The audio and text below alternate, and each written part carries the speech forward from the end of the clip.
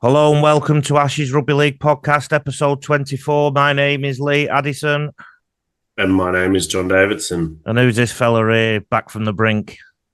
It's Chris Adasko, the old man of the team. It's Adasko. So, John, just to give you a background, this is my father reverted to the Polish name in our family and called himself Adasko. And then when I went to Poland in 2019, found out it was pronounced Adashko. So the definite, when you say to someone, "Do you not even know your own name?" Chris here is the definition of that. On the day that senior figures at the BBC in the UK stepped down due to public pressure after heavily editing a Donald Trump speech, firstly, I can promise you that, well, I was going to say we wouldn't edit it, but Chris has already misbehaved. So, but there won't be any significant editing anyway. And then secondly, what I want to know, John, is will the Rugby Football League respond to public pressure like the BBC have and act on what has been a brutal 3-0 drubbing? Yeah, I mean, that's the $64 million question. I don't know is the answer. There is a lot of public pressure. There's a bit of media pressure. There was a chant of "you're getting sacked in the morning" by a few fans. Was it loud? It didn't. It wasn't a whole stadium chanting it. No, we were in the south stand, and it was audible in that stand. And I think there might have even been a few boos going around at full time as well. But look, Sean Wayne's come out and said he is the right man. He believes he's the right man. He knows he's the right man. But yeah, you'd have to, seriously look at how this team's performed and the preparation, and it's been quite underwhelming from an England point of view. And you can argue it's probably been underwhelming from an Australian performance. We'll unpack all that. We'll unpack all that. Plenty of time. AB can't join us today. I believe he's travelling. But I just wanted to update everyone who's listening that this will be the last Ashes Rugby League podcast per se. However, myself and John have decided that we're going to keep recording, and please listen out in the next fortnight because we're going to have another podcast which will take us through into 2026. It will be basically focused on the game in both hemispheres, designed to educate and help Australian fans learn more about the Super League and the English game, help the English fans learn more about the NRL and some of the lower leagues in Australia. I'll be doing an analysis segment each week on there, and John, you'll be interviewing people, no doubt, and getting grabs and audio grabs off people. That it'll be on YouTube, it'll be on the podcast providers that you're listening to now. So if you're listening to this on the Ashes Rugby League podcast platform, we'll keep it going on there for a while so you can transition over. If you really don't want to miss any of it, follow the Rugby League Coach podcast platform, and all these podcasts are on there too. Also follow Rugby League Coach on YouTube, where we put the video version, but there will be a new podcast name, a new podcast platform that you can subscribe to, and you're going to keep hearing from me and John and what other reprobates we decide to get on board with us. And John, with obviously the first thing to look forward to is the World Club Challenge in February. Yes, we do. Yeah, it's all been. The RFL accidentally leaked it first, but it's now been all officially announced. I can't remember the date off the top of my head, but it is Thursday, mid-February. I think something like February the 19th. Anyway, just go out and Google it. But at the MKM Stadium, which is actually the Hull FC Stadium, not the Hull KR Stadium, but it holds a lot more people. I think I was told they'd already had sort of pre-interest of 15,000 people registering for ticket information. I think it holds about 25. So the hope is that they can sell that out, much like Wigan did when Penrith came in 2024. Should be a fantastic event, particularly with the return of Reece Walsh, who's been a big hit in the old dart. Michael Maguire also seems quite keen on adding the trophy to his list. If you want to associate your business name with this or the Rugby League Coach podcast, please reach out, because one of the reasons myself and John are continuing with this has been the success of this podcast particularly in the last few weeks as the Ashes series came on board. So we're going through for another year. So please get in touch. admin@rugbyleaguecoach.com.au. I'm at Rugby League Coach on socials and rugbyleaguecoach.com.au. John, can you run us through your contact details quickly? Yeah, you can get me on X at Johnny D. Davidson. You can get me on Patreon at rugbyleaguehub.com long reads, and you can get me occasionally in the iPaper as well. And you'll catch Chris at the back of the stand in the Etihad Stadium behind Pep Guardiola when Man City are playing. I'm an Englishman who's coached at NRL clubs and lived in Australia a long time, which is absolutely great right now, considering my accent. I really love living here at the minute. And John? I'm an Australian who's been running about rugby league and living in the UK for the past 13 years. So before we dissect the game, let's listen to some interviews that John did at the weekend. First, you'll hear from Pat Carrigan, and then you'll hear from Cam Munster, both of whom play for Australia, and then you'll hear from the Englishman Herbie Farnworth and Alex Walmsley. It was good. I tell people in the North love rugby league, and that was the test match. So, privileged to play against the Pompey boys all series, and I think the international game's in good stead. So you won Origin, you won the grand final, and you won the Ashes. You Midas touch. I know. The boys were actually just saying that to me inside, and I didn't even really think of it. So, what a year, eh? Like, to win those three and to be part of some of these teams, pretty special. It was pretty physical out there. Was it similar to last week? And trying to knock off the rhythm of the Kangaroos. Yeah, it was good. It was physical. It was a bit better this week. We had some lines on the field, and the rugby league fan could follow along. But that's what Test matches are about. And they got a tough and talented forward pack, and they definitely bring it today. What was Kevy's message after the game? He hasn't given one yet, but I know that all week he's been driving. You put the green and gold jersey on, and you got to hold it to a certain standard, and we've been trying to keep building and trying to find that standard. So I'm sure he'll be pleased with some things and probably disappointed with others, but it's all a part of getting to pull the jersey on. And you played in three very different rugby league grounds. Obviously, Wembley with its tradition, a new ground at Everton, and probably the most traditional one here at Headley. How have you found that? Awesome. I thought the crowd and the atmosphere today was unreal, and in saying that, it was a little bit different at Wembley, but 60,000 people turned out to watch that game too. So you've given an opportunity for everyone to play, but I know these rural grounds are pretty special, and I'm pretty excited to come over and play at Hull next year as well. Hey, how do you feel? I mean, it's been a massive year for you, obviously. Origin, what happened with Dad? The finals,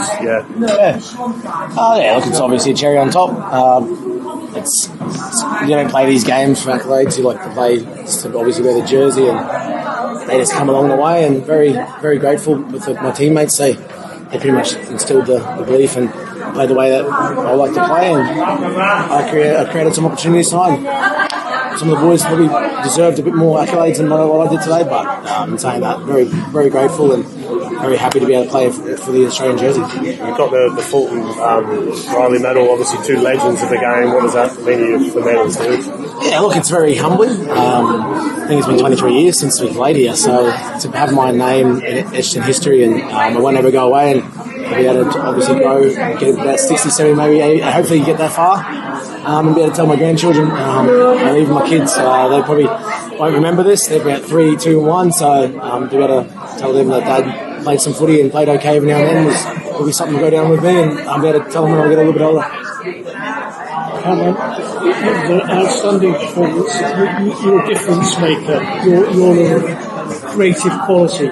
Yeah. How would you describe your performance? Is it one of your best of your career over the three matches internationally? Yeah, look, I've played some pretty good games. I've been lucky enough to play in Origin games and delivered, and I think it's probably been my best Australian series. I think I've had some really good handful of games in the World Cup a couple of years ago, but I've also had some mediocrity ones too. So yeah, look, it's been probably a whirlwind to be able to play with some of these guys.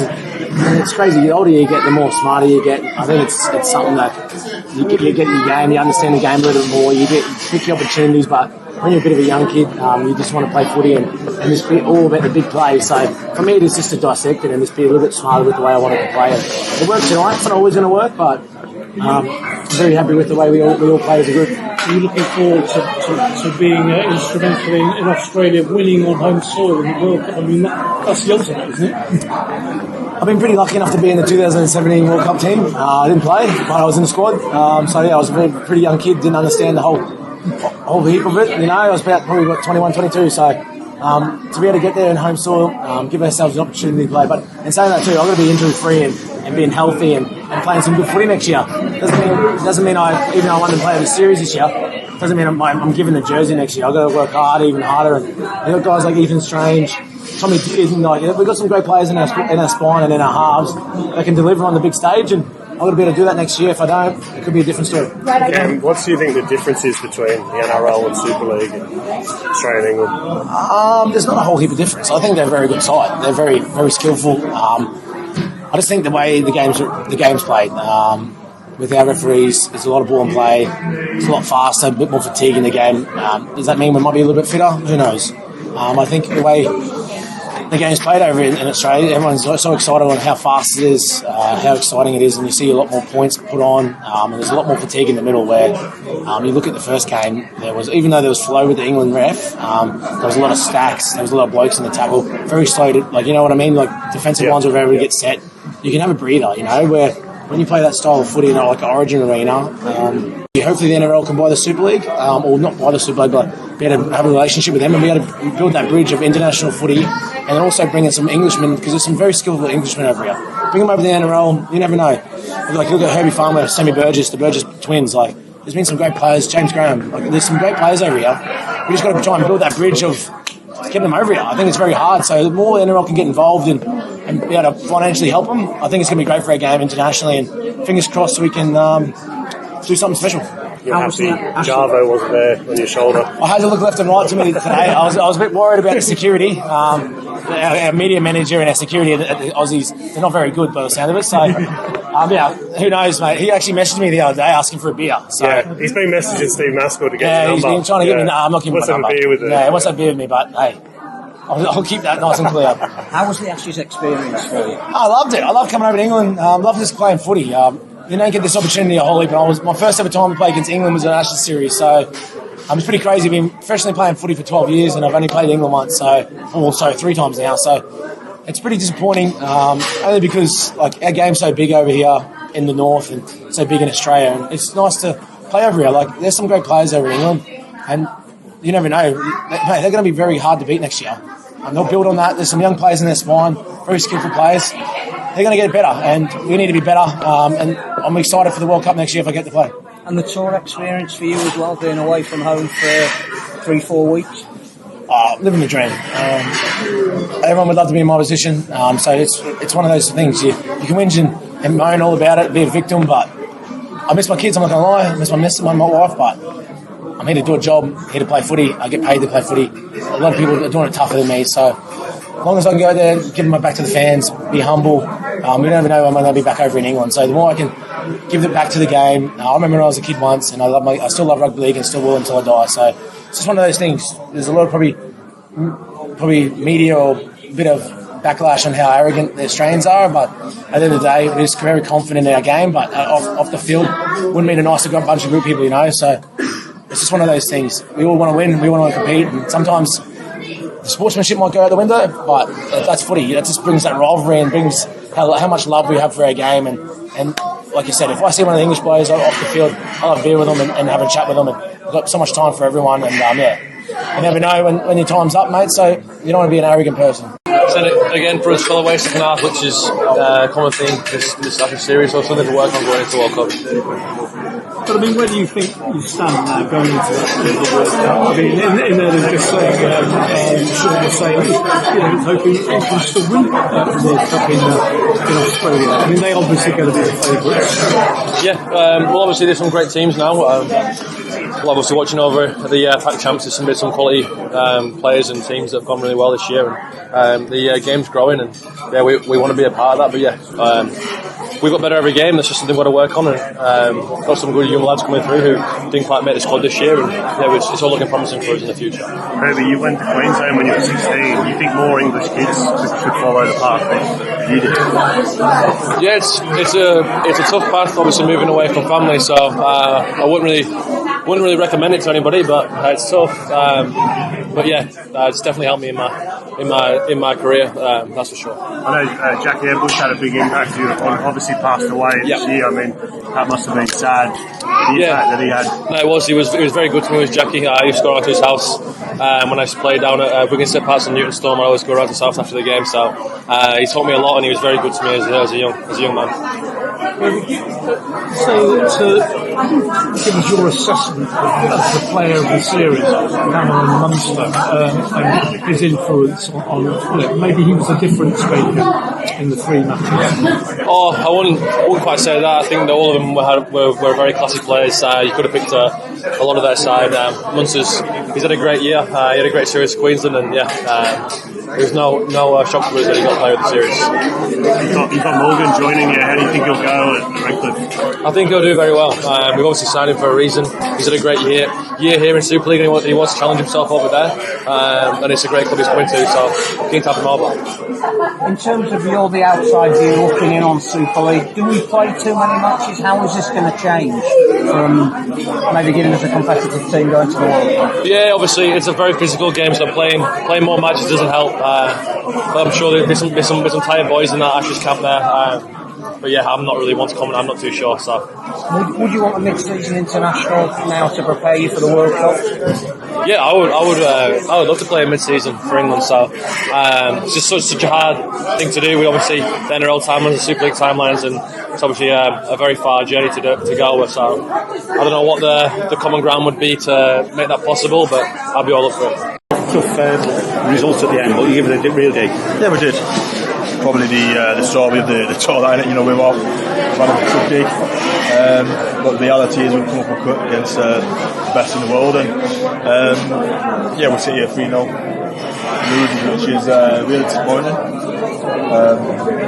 But it's almost a bit not patronising, but we need to be better than just having a dig, and there's a lot for us to learn. There's a World Cup next year, and a lot of the boys who've been in this Ashes series, I'm sure, will be in that World Cup squad next year, and they know now what it needs to be the best. And I'm sure the squad will be better for these last few games. There was a spell there after, just before half time, in the 20 minutes afterwards, where you sort of perhaps dominant there, but you perhaps needed to score points. Yeah, we did. I think, unfortunately, that's probably been the difference between the two teams. And when they've got a roll on and create opportunities, they've iced. And when we've been in the ascendancy and got them on the back foot, we've not quite took enough chances. So, but listen, so all credit goes to Australia. They're the best. They all play in the best competition in the world. Their infrastructure and financing and the whole game down there is obviously a lot bigger and better than today than ours. But we'll just keep chipping away. That's all we can do. You mentioned some lads in the World Cup next year.Uld you include yourself in that? Is that something to aspire for? Or just get over this one? I don't know. There was a bit of a witch hunt when I got picked in this one, so we'll see. I'm 35. I like to think I've impacted the team when I've been on the field. It's been 4 years since I've been at this level. I've had a lot of injuries in those last 4 years, and I've loved being involved again though. It's been an amazing honour to have the opportunity again after sort of 3 or 4 years away and the injuries I've had, and to come back at 35 and be able to represent my country in an Ashes test. And despite the result, I'm really proud and grateful for the opportunity. I was going to say, Alex, what do you think has sort of changed in Super League and the game to match the NRL? If you were running the NRL, what would you?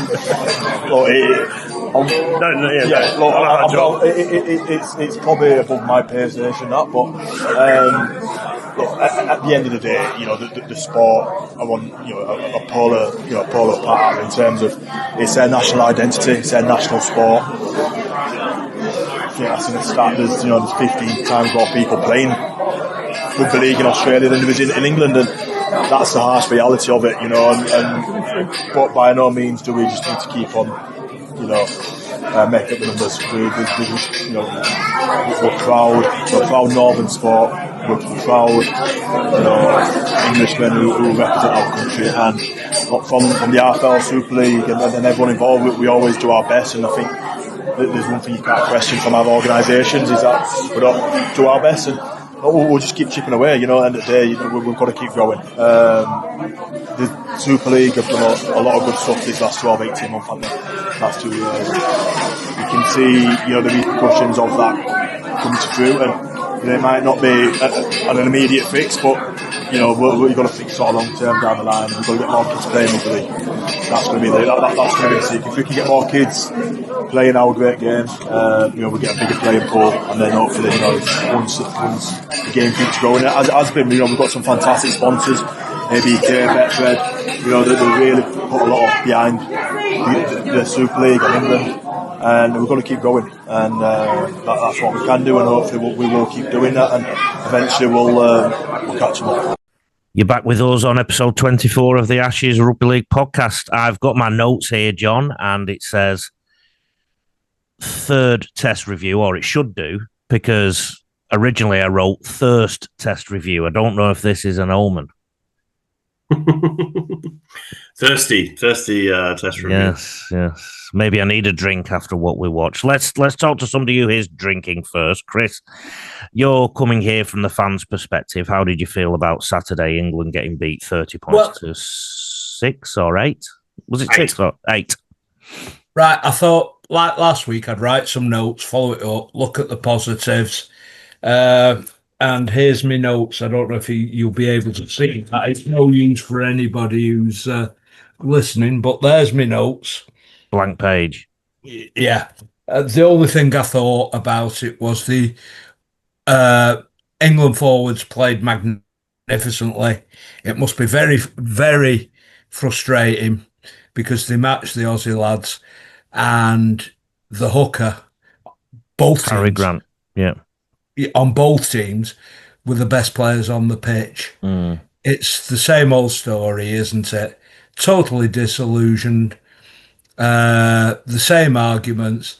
The lack of anything from the administrators to say anything about what their plans are for the future is just frightening. It's absolutely frightening. It's funny, John, we've not heard from anybody in the hierarchy of the Rugby Football League, have we? After England losing the Ashes 2 games down, we've not heard anything in the aftermath of the third test.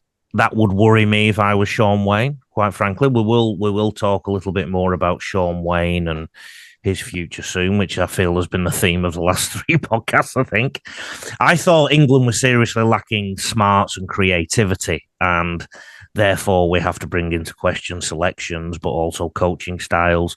I was sick of seeing block plays. So for those who don't know what a block play is, it's the thing that looks like an X, where one player runs right to left, another runs left to right, and depending on which way the ball is going, they tend to give it to the person who's running outside, more towards the touchline. And England constantly used those. There was no variety in those shapes or anything like that. I do want to speak personally about the Mikey Lewis thing at fullback. John, what else could Sean Wayne have done? Yeah, I mean, I think there was 2 options, wasn't it? He went with Michael Lewis at fullback. The other option was probably to move Herbie Farnworth to fullback, and then you probably put Callum Watkins in the centre, and then maybe move Morgan Rolls into the second row, and maybe Lewis into either 13, or you put Lewis in. Yeah. Because my question was going to be, who could he put in that centre? And Callum Watkins was primarily a right centre, wasn't he? Yes, but I mean, Herbie's been playing on the wrong side most of the series, or his unfavoured side. But I think I actually think Michael Lewis did reasonably well. It was just the second try was a bad error. The kick that went in, the ball was sort of there, and he went to hack it away while Hudson Young dived on it and scored. And he had to really put his body on the line, which is what a fullback is there to do, is to put your body on the line. And he didn't do that. And I mean, at 12-0, the game wasn't over. They got back to 12-8, but it was a soft try. It was another soft try that they gave up. And it was another bitter pill for England. None of this would have mattered if they turned pressure into points. And 2 tries in 3 games both of them from dummy half. The second one needed a kick as well. The first one was a barge over. With 5 minutes to go in the game, England had 45 plays in the opposition 20, and hadn't scored from the opposition 20. They scored from the middle of the field, if you remember. I've got an interesting stat for you that I thought this myself, and then I was watching the post-game analysis, and Jamie Peacock actually said it. England were never ahead at one point in the whole 240 minutes, not once, which is quite crazy when you think about it, because usually, games ebb and flow. You get some games that are blowouts and, one team wins 50-0, but there wasn't any of that really in this series. But yeah, they never actually ever got ahead, which is quite mad. So they're constantly chasing their tail. And third test was the same really as the second one. I think they probably competed for a longer period, but ultimately they had all the good ball in the world and couldn't break Australia down. England have scored 4 tries in 5 games against Australia, the last 5 games. And that spans 8 years. So 4 tries in 8 years sounds even worse. Except there was a big gap there. This Australia side, Dad, I'll ask you again. Sorry, Chris. I should call you Chris on this podcast. They've played another game since you were last on the pod. How would you rate this Australia side? Again, I did speak to you earlier, as you know. I think you were paying attention. I don't like to say the worst team I've ever seen, Australian team, but not by far at the bottom of the list of all the teams that I've ever seen. I think their own invention is limited, but they have the benefit of playing competitive games every week, and they just stick in. I think what highlighted it to me, and the BBC commentary actually got something right yesterday, was that when England were putting the pressure on, they were very professional. They disrupted the play, had little skirmishes, etc., that slowed down any momentum that England had. And that is the nous. Yeah, they've got the nous, and they stay in the game. They don't panic under pressure. And I think that was highlighted. I think it was the start of the second half when England were piling on the pressure, and they had little skirmishes with the England forwards, etc., that broke down England's momentum. Australia completed at 65%, John, and still won 30 points to 8. I don't think they've completed higher than about 67% this whole series, which is quite insane when you think about the quality of players in that team. I don't want to turn this into a England depression fest, but I think it's important to try and put this into some kind of context and do the RFL's job for them, because they don't seem to be very quickly looking at this at the moment. And what I do fear is that they'll just consider sacking the coach and not dealing with the problems. They're dealing with the symptoms rather than the causes. So I believe you could argue this is as bad as 1982 in some respects, because in 1982, the Invincibles came over, blew Great Britain off the park. There was clear physical differences that were blasting through the British defensive line. And don't get me wrong, the score lines were bigger, especially when you consider there was 3 points for a try back then. But the key thing for me is England scored 1 try in 3 tests in that series. England have scored 2 in this series against what is still a half-strength Australian side. Now, when you think about 1982, everything that Australia produced in rugby league, the best 24 came on that tour. The best 13 were on the field. Well, the best 24 and 13 that Australian rugby league produces right now, some of them played for Samoa and Tonga yesterday. Many of them were born in Australia and came through the Australian system. Well, they all came through the Australian system at some point. So I think this could potentially be just as bad. And if the big difference in capabilities in 1982 was the physicality, the fitness, and some of the skill level. I think now the big difference is application, concentration, intensity of performance, game smarts, which Chris mentioned, core skill, application under pressure, ability to play certain moments in the game, to manage the game, and also a lack of creativity in certain areas. I think that the gap in those things is just as significant as the gap was in 1982 when it came to the physical elements and some of the skill elements. I think we've regressed that poorly as a nation, John. Yeah, I mean that's a big call. I don't think there was there is now a gap in physicality or size or fitness. Although speaking to Cam Munster after the game, it was interesting. He was saying about the fatigue in the NRL and obviously the quickness of it, and whether that makes the Australian players a little bit fitter. I don't know. I mean, I'm sure they probably train exactly as hard as each other, but there's definitely. Tactically, there's definitely a gap. You're right about the intensity because they couldn't compete for the same amount of time intensity. And the skill level, you could argue, the core skill level, I think when it came down to, I think the key sort of thing here for this series was that the Australians' defence, which basically won them the series, they never really clicked in attack.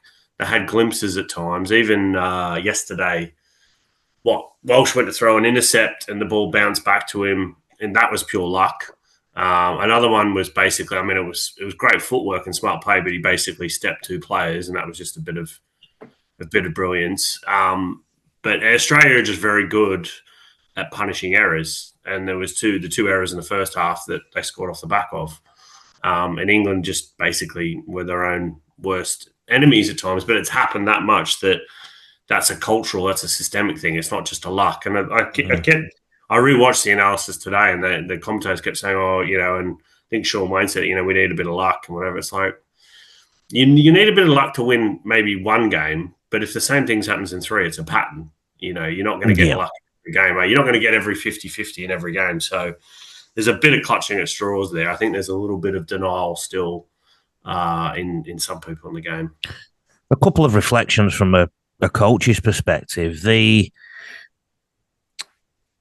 comment about the Australia defence, it really does suggest to me that their training could have been close to 60 or 70% working on their defence.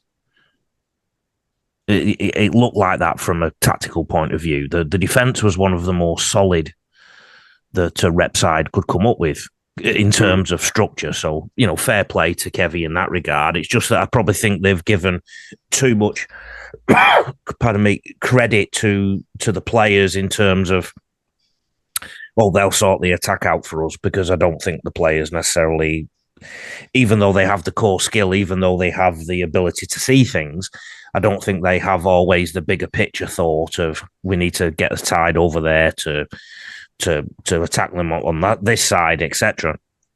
I was also talking to Chris yesterday about the sort of reflections I went on. I've been coaching here for nearly 2 decades, and the difference in my coaching journey since I came here, what happens in Australia is, because there's so much competition for everything. There's competition for coaching jobs. There's competition for playing jobs. Even Cam Munster said in the interview, I've got Ethan Strange biting at my heels. I've got to work hard. There's literally somebody nipping at, if you've got a job, somebody's nipping at your heels. If you want to get a job, you've got to nip at somebody's heels. But even when you are playing touch rugby league in a park, you will subconsciously pick things up because of the amount of people that play the game. So all through your rugby league journey in Australia, you will pick up things that sometimes a coach won't tell you. I'll give you an example. If I have a breather here, Cam Munster might see it when I'm playing against the Melbourne Storm, so I need to keep pushing up in the defensive line, for example. Or if if I'm playing against Reece Walsh, if he comes to run across me, he's going to step off his left foot and come into the defensive line at some point. So I need to keep sliding across, things like that. And I was thinking about this in the context of Sean Wayne as a coach. And again, Sean Wayne has been one of the most successful coaches in Britain in the last decade, right? But he won't have been pushed. He won't have been nipped at the heels as much as if he was in Australia. So if he was coaching in Australia, he might have a couple of weeks where he wins some games, but then everybody would be looking at the weaknesses within that side and really chipping away at them. And then you've got to come up with your plan B, your plan C, your plan D, your plan E, your plan F, etc., etc. And I just don't think it happens to the same extent, John, in England. I really don't. And I think it's systemic. And how do we fix that? How do we fix that? Well, you can come up with a more intense Super League competition, but to me, you're just sugarcoating adults that have come through a system. We need systemic change. And again, Chris, I was talking to you yesterday about what we did from the year 99, 2000 in England, where we went through the juniors and gave them more intense environments throughout the year. At the end of a defeat, you'd expect in the next 48 hours that some of the administrators would say, right, we're going to analyse this, see where the shortcomings were, how we prepared for this, and this is what we're going to do. I mean, is that going to happen? I don't think it is it? My favourite segment now, John, Media Watch. Not the ABC. I know, yeah. The Ashes Media Watch. Johnny Dennis Davidson in the Eye said English Rugby League is stuck in the 1970s. This Ashes proved it. That was his headline. That wasn't what Johnny said. The aggregate score over the headline. I didn't write that, but anyway. the aggregate score over the series was Australia 70, England 18. The gap between the NRL and Super League right now looks like a chasm. What a word.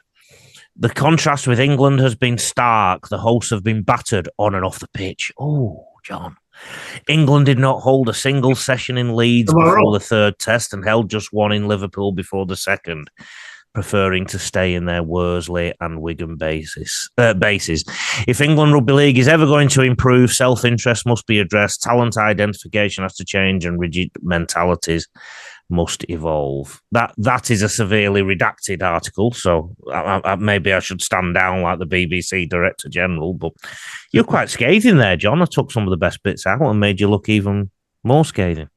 Is anything I said there wrong? No. No. Battered on and off the pitch. We'll unpack this because I think there's been two great pieces. One from the Yorkshire Post from a man called James O'Brien. I thought he'd be busy with the LBC. But a gentleman called James O'Brien, and under a headline, Ashes Whitewash exposes Sean Wayne's failings and the solution is hiding in plain sight. He said, as a coach, you live or die by your decisions. You can leave the man of steel at home, but you have to deliver. You can show loyalty to certain players and ignore the form of others, but you have to deliver. You can shut your team away in Lancashire and refuse to win new fans in rugby league strongholds, but you have to deliver. Simply put, Wayne's shortcomings as a coach were exposed. Structurally, the hosts were one-dimensional and predictable. On the rare occasions they went off the cuff, they had the Kangaroos scrambling. He supports Sean Wayne a little bit here. He says the former Wigan boss has won 14 of his 19 games since his appointment in 2020, a respectable record on the face of it, but when it has mattered most, Wayne's England have failed to deliver. And he argues, Mr. O'Brien, about the semi-final defeat to Samoa in 2022, and then also the Ashes, obviously. And then he wants to consider Willie Peters as coach, and he also asked, did Sean Wayne portray English Rugby League in the best possible light during the series, and said the answer is a resounding no. So, John, you're a media man. Let's talk about the PR game now. Well, that was sort of the focus in my piece for the Eye. I went to the open training session at Headingley on Friday, and I mean, generally with the captain's run, you get 5 or 10 minutes, and then they kick everybody out because they don't want anyone filming their training. But there was about 150 fans there. There was Australian group. There was locals. There was many ex-England internationals like Danny Maguire and Gary Schofield and Chev Walker. And they decided, we'll just keep the whole session open. So it was fantastic. Then they went around and signed autographs and took selfies and with fans and that. And that just sort of showed the whole tour. The Kangaroos have been really keen to engage with the English public, with the English community. They're not just the Australian team. They're kind of here to promote rugby league as well. And the England team have done the exact opposite. And to be fair, they have done this for several years, I'd say the whole time under Sean Wayne. They don't really do clinics. They don't really go out and visit schools. Media access has not been great. They don't, and it's generally a Super League thing too, I would say. Like a lot of the clubs, they just see the media as a pain in the ass or, not even necessary evil, but they don't have a mentality of that we're a minority sport. We need to grow. We need to, engage with their fans. They're very backward. And that was the bit I was talking about the 1970s. There's an attitude of, we'll just put a game on and people will come and that'll be it. We don't have to answer questions or sell stories or narratives. And as you guys know, in the world of Dana White and Eddie Hearn and, publicity, you can't run a sport like that because sport is entertainment. And there's lots of things out there that is going to get people's attention and their money. So, why should they give it to rugby league? Chris, I scour the rugby league news constantly, and there was not very much at all for the third test last week. What was it like in your world, looking for news and looking for previews?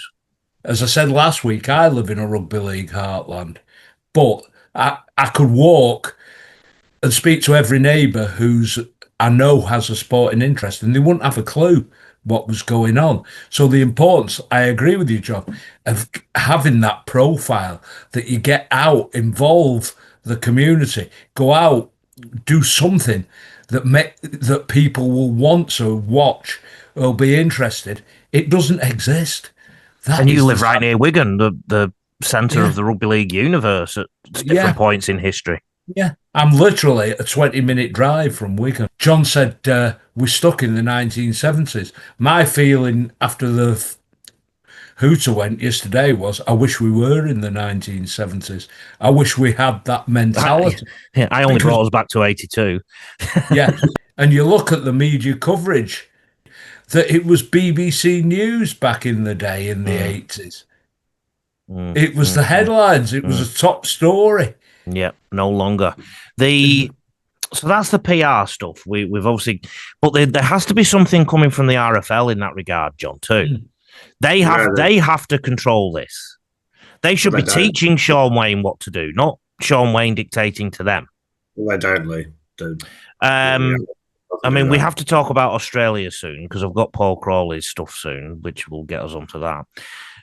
Another thing that comes back to Sean Wayne, and I'm staying with James O'Brien here, in defending his decision to leave out Connor on Fob,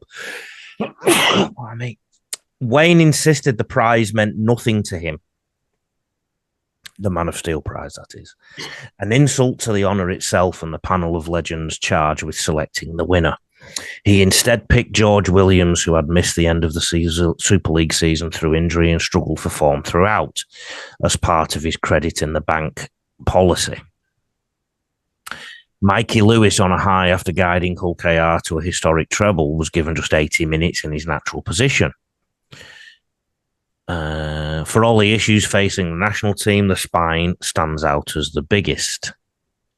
And he said something a bit later about credit in the bank, and that could having that as his own metric. Wayne has run out of credit. I thought that was really smart writing.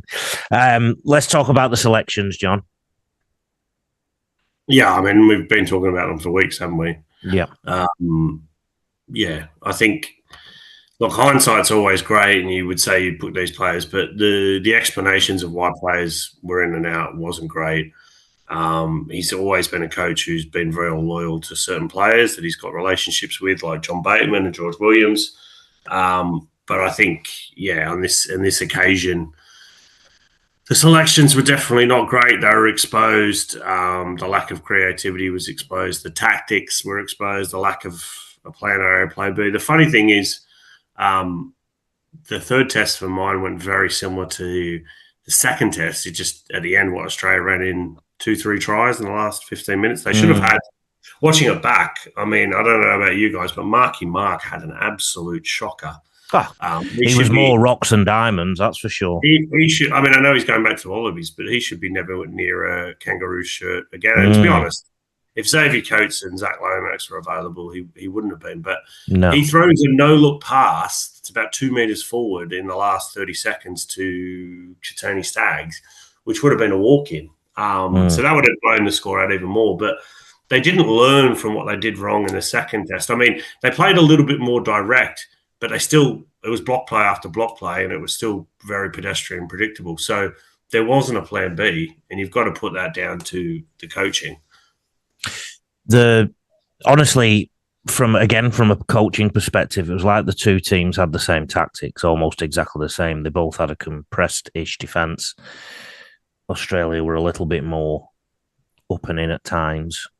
I think if there was one difference, the only difference, whereas England seemed to constantly default back to the middle to launch some attack, Australia sometimes wrapped across the field before launching attack. That's the only difference I could find.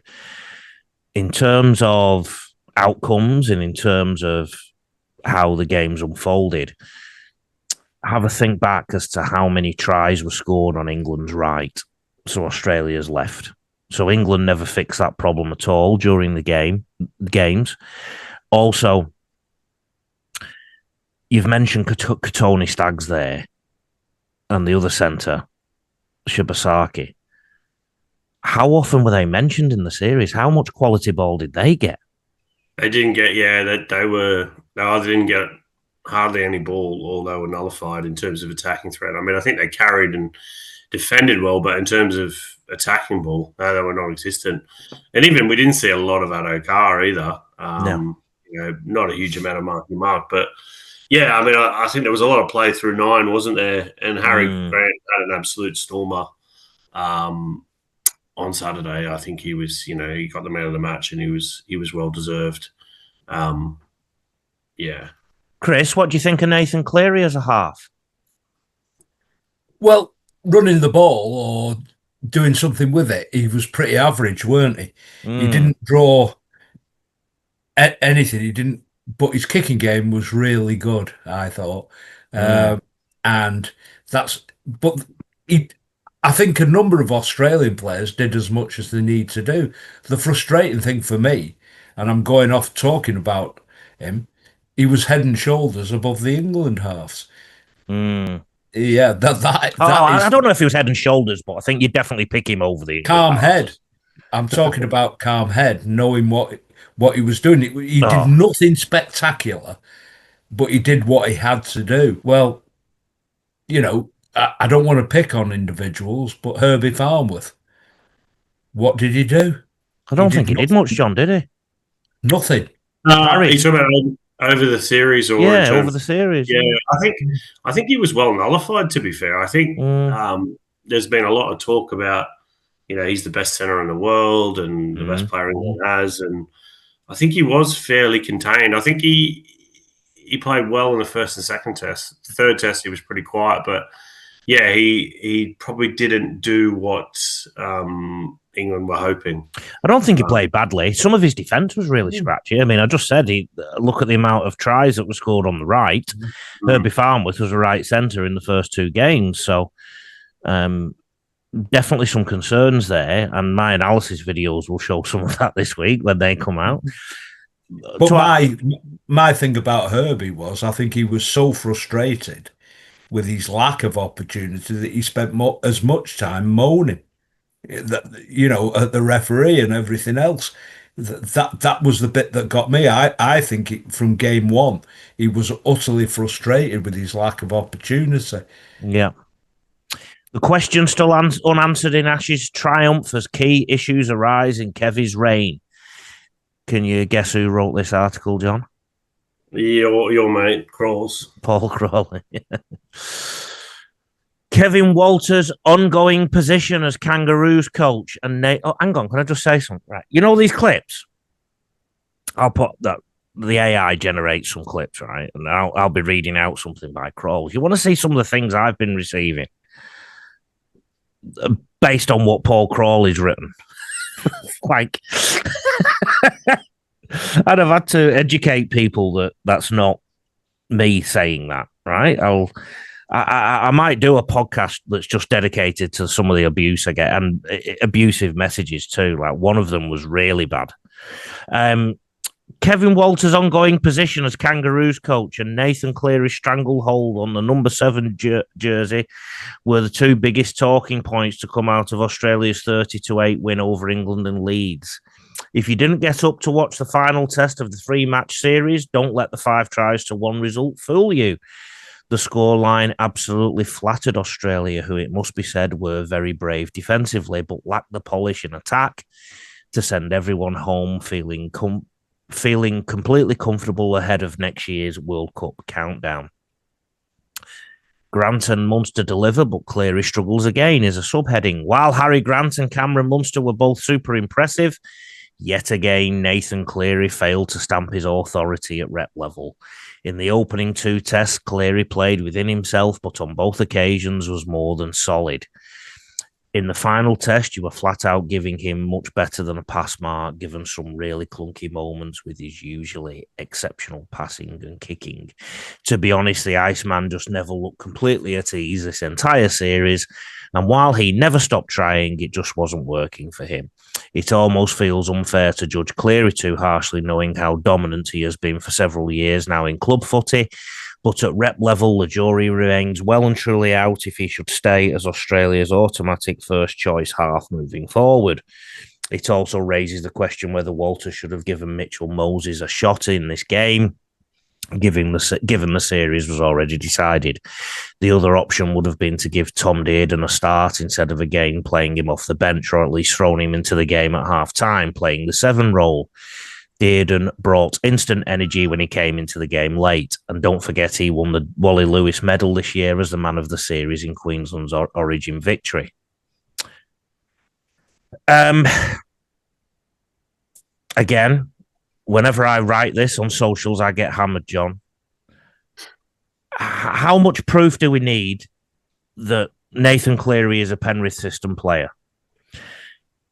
The last series New South Wales won. How many games did Nathan Cleary play? 1. 0. Hines, Mitchell Moses played 2. Last 4 series, have Queensland won 3 of them? Probably. I think so, yeah. This series, just gone. Wally Lewis medal. Wasn't Nathan Cleary. It was Dearden. Dearden played second fiddle to Cleary in this series. In the last World Cup, he didn't do much at all against Minnow Nations, played okay against Australia, played okay against New Zealand, in the semi-final, played okay against Samoa in the final. In this series, okay game 1, okay game 2, really poor in game 3, I thought. Made some really poor choices, and his kicking wasn't great either. When is this obsession with Cleary going to stop, John? That's not a question for me. I don't think he was really poor on Saturday. I think he was okay. I think maybe he finds it hard to stamp his authority in a spine that's as good as the one he's playing in. I'm not sure. In Origin this year, I think he was carrying an injury, wasn't he, with his knee, or it was a leg injury. Can't you tell you're a New South Welshman making the excuses? No. John, I mean, a good half makes everybody else around them look good. True. Right? True. A good half would wait, a good half would really almost play with a dinner suit on. Find me how many Cooper Cronk highlights can you find, John? Because he used to make everybody else around him look good. Used to give early ball to the people who needed early ball, etc. Okay? He went into his shell, John. Yeah. He went into his shell for New South Wales this year. I said on this podcast, and I said on the Zero Tackle Loose Carry podcast as well, Dearden should have started because Dearden and Munster were a fantastic combination in Origin. And you also had Reece Walsh at the back, so you essentially had a Queensland spine with Harry Grant at hooker. That's what should have happened. And Mitchell Moses as well is probably a better halfback in a rep jersey. Chris, what were you going to say? Well, I think you have to look at it in perspective and say that at the end of the day, the England forwards marginally dominated the Australian team, marginally. And I don't think he had the same opportunity. I think he was under pressure all the time. And I didn't stop Munster getting player of the series. His halves partner. Yeah. Yes. Didn't stop Harry Grant getting man of the match on Saturday. But I look at it and I think, right, who would I rather have in our team? You've said that, but imagine he was the English half and he passed to the floor like he's done in some games. Yeah. And I think he got somebody killed at the weekend too with an inside ball from memory. I remember a couple of passes. I'm thinking, what the hell is he doing? Yeah. Can you imagine what we'd be saying about the English halves if they were doing that? And to be fair to the English halves, they didn't have a lot of errors like that. They actually played too structured. So, I take your point, but I don't think he had a bad series. He had an average series. This is the person who's labelled the best half since Jesus Christ was born. Who labels him that? Is it everybody in the Australian media? Right. Okay. Well, I would say on that showing, definitely not. No. But I don't think he ought to be pilloried. I think you ought not pilloring him, just trying to. No, I'm not saying you are. I'm saying that you're pointing out that they've exaggerated his contribution, and like I say, to me, when he needed, he was kicking. His kicking game wasn't bad. His kicking game was good until this week. Yeah. Compared to what we saw on the English side.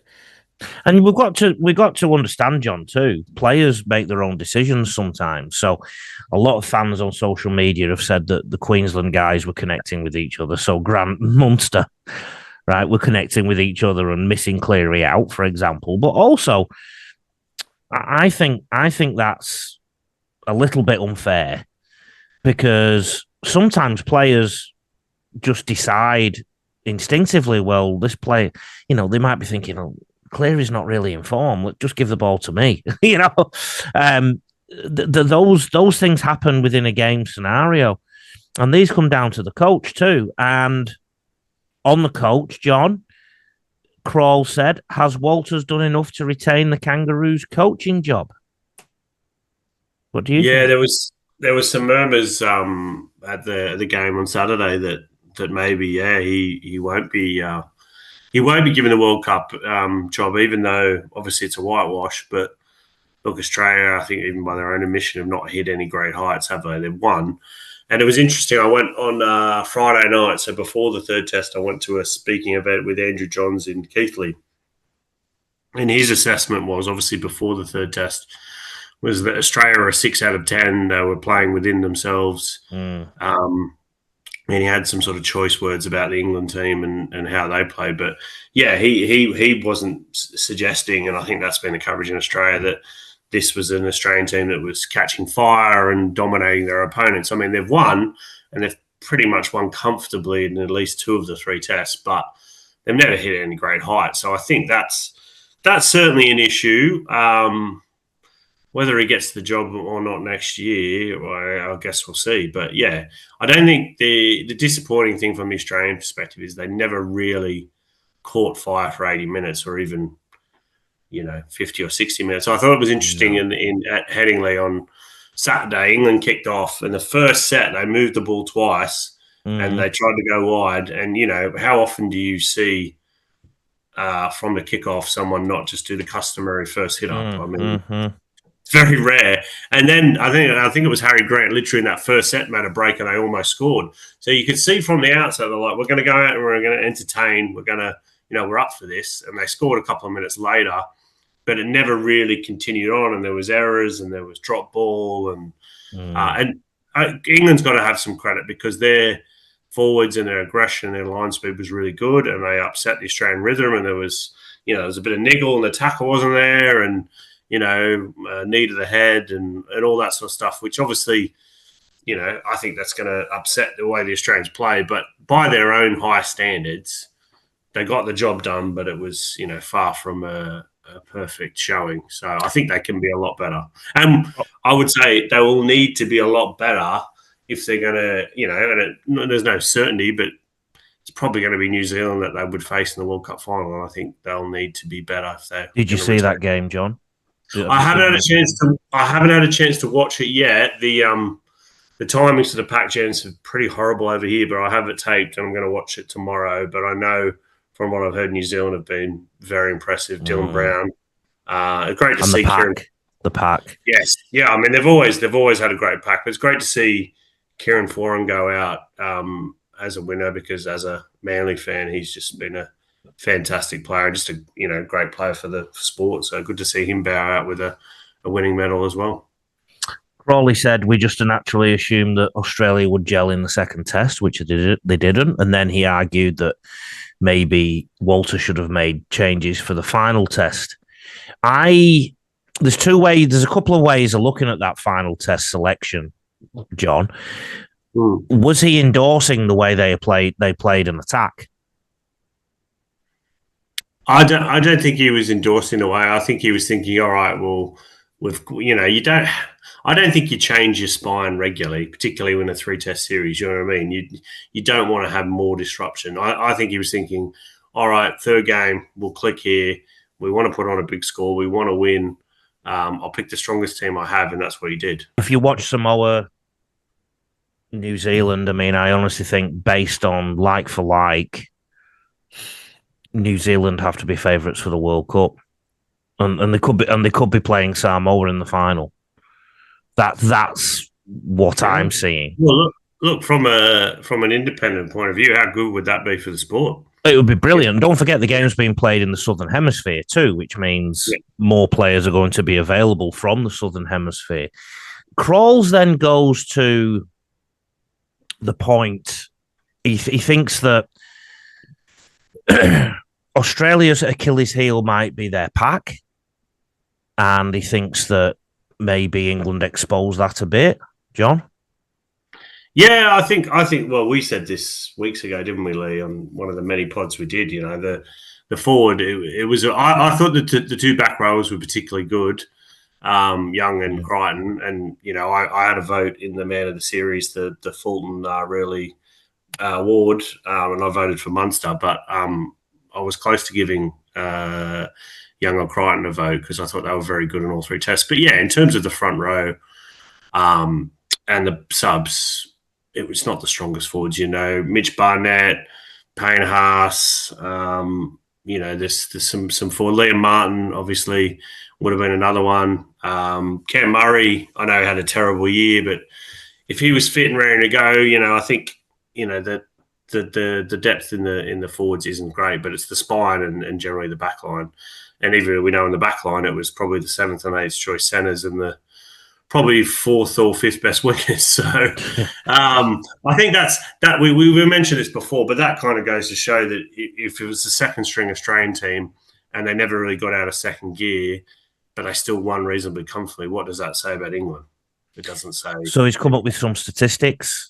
Aside from Isaiah Yeo, with 13 runs for 119 metres, not one middle went close to busting 100 metres. Tino Fa'asuamalawe, 6 carries for 47 metres. Pat Carrigan, 7 for 51. Ruben Cotter, 7 for 72. Lindsay Collins, 4 for 54. And Keown Kolomatangi, 3 for 30 metres. The other thing that Krols mentions is the rule that club coach can't coach the national side. So he wants that changed in the NRL. So let's go back to England first. Could England appoint a club coach, do you think? Yeah, they have before. Wayne Bennett was coach of, was it the Broncos, or he was coach of somebody while he was England coach? I think Brian Noble was Bradford coach when he was England coach. There's no reason. It's, apart from a World Cup year, the most games you're going to play is 3 games a year. So it's complete. It's complete. I mean, Sean Wayne's on the he's on the Wigan staff. So it's complete nonsense, this club coaching thing. And I think it's the same in Australia. I don't have a problem with it. And obviously, they've got a much bigger budget to work with, but it doesn't need to be a non-club coach for me. No, I agree. Okay.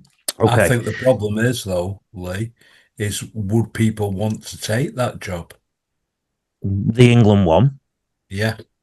I think the call of England would attract people. Of course, there'll be difficulties.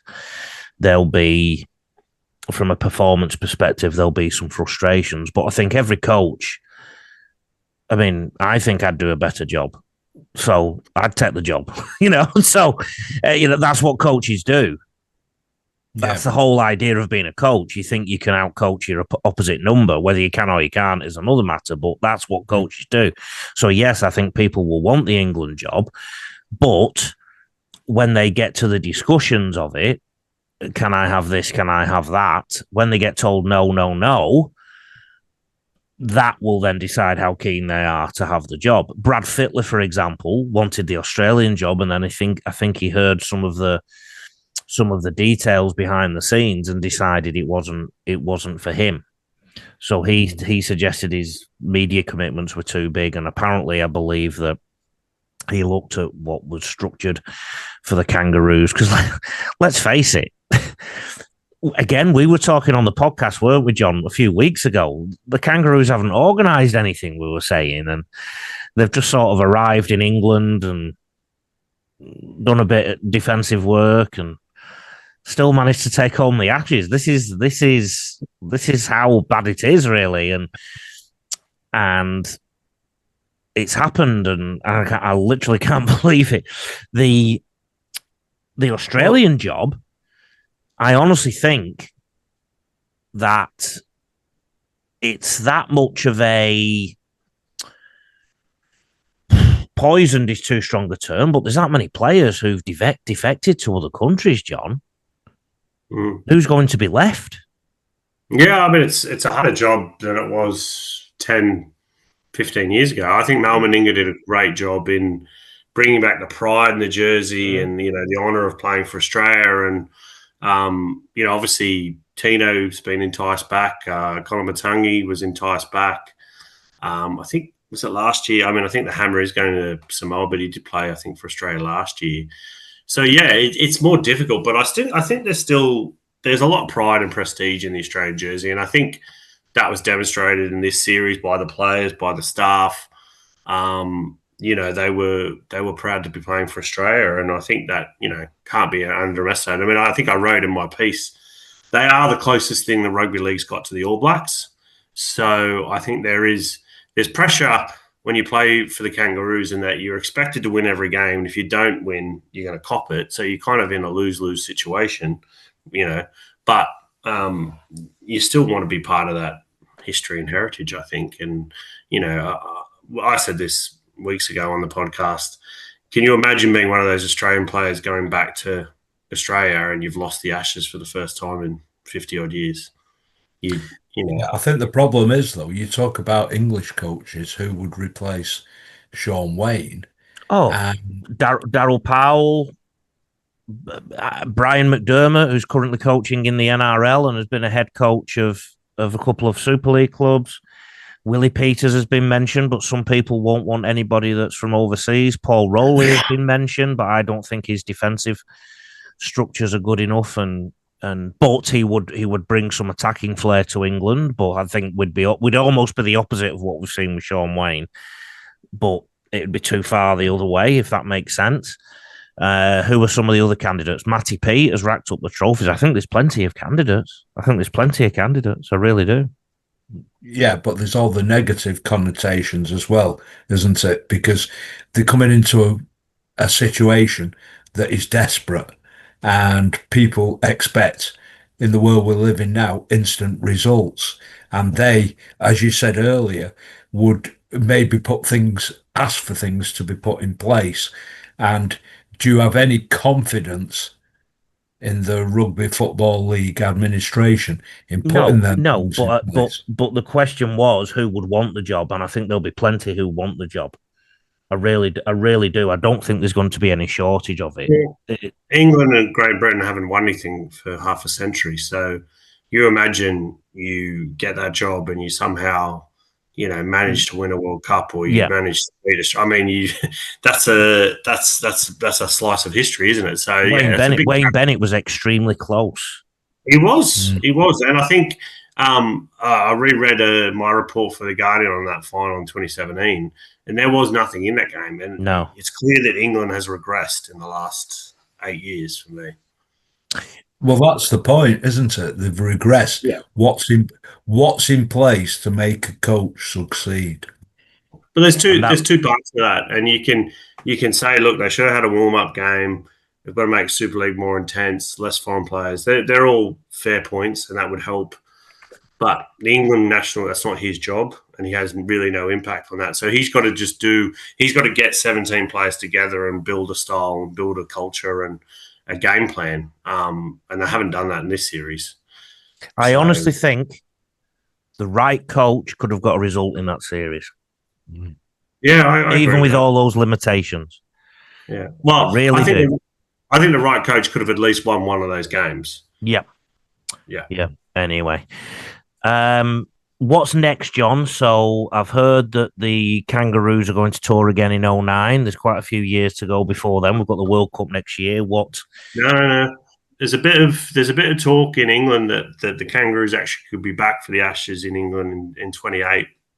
Okay. Because I think there's a realization now from people in the NRL how much England is struggling, how much they need help, and that even though Australia's won convincingly, it's been a big hit in terms of fan engagement and ticket sales and ratings.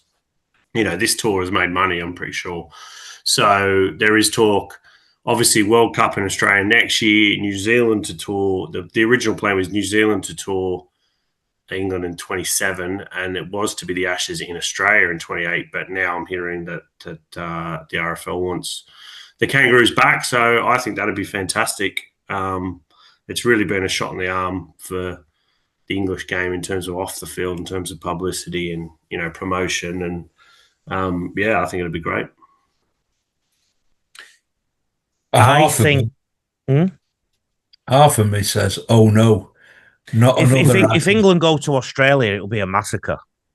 Yeah, I think nobody will watch it. That'll be a complete catastrophe.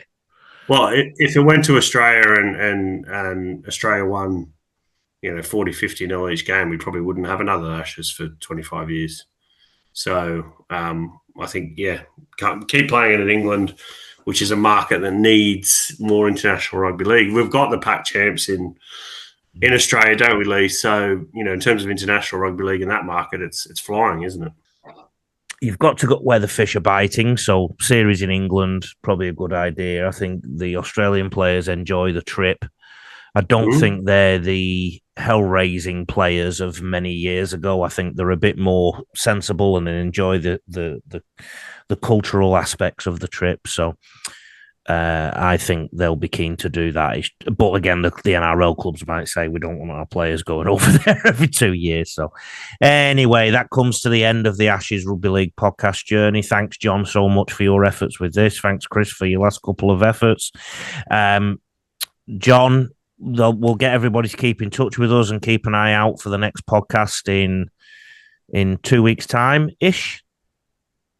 Yeah, that would be great. Thanks to everyone who's listened in and commented and send messages. Appreciate the support, and it's been great talking about the Ashes, and it's been great to have it back. A little bit sad it's all over. Yeah, me too. All right. Take care, everyone. The best thing has been the memories. It brings back the memories of great teams of the 70s, 80s, 90s, everything else. Disappointment, but, that's what it's all about, isn't it? Correct. Take care, everyone. Thank you. See you now.